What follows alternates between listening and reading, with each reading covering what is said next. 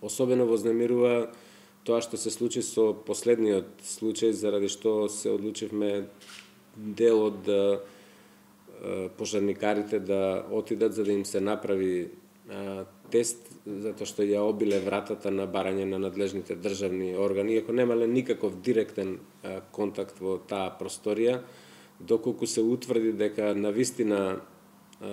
покојникот бил инфициран